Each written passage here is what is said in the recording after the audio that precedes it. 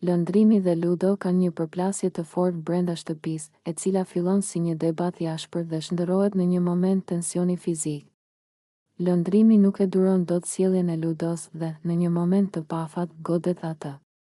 Ludo duket i shokuar nga reagimi i lëndrimit dhe menjëherë përpiqet të justifikohet, duke thënë se ai kishte bërë një gabim duke u përpjekur të shes lëndrimin dhe duke krijuar një grup kundër tij.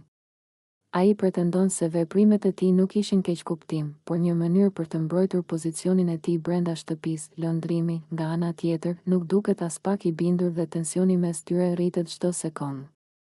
Ai ndihet tradhtuar dhe i manipuluar nga ludo, duke menduar se sjellja e tij ka qenë e qëllimshme dhe ka ndikuar në dinamikën e gjithë shtëpisë.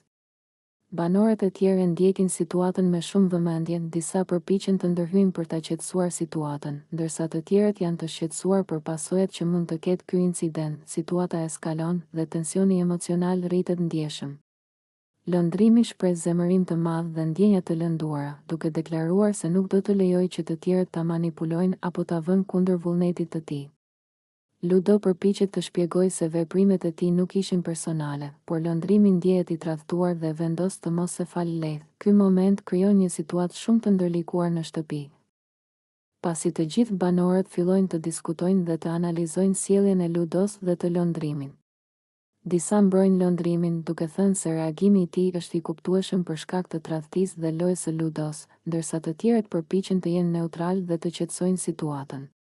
Atmosfera në shtëpi bëhet e rëndë dhe tensioni mbetet i lartë për disa orë, pasi çdo banor fillon të marrë anën e njërit ose tjetrit. Lëndrimi është i acaruar dhe i lënduar, ndërsa ludo ndihet i rrezikuar dhe i tensionuar. Ky incident përfaqëson një nga momentet më dramatike brenda shtëpisë, ku miqësitë dhe aleancat fillojnë të testohen ser.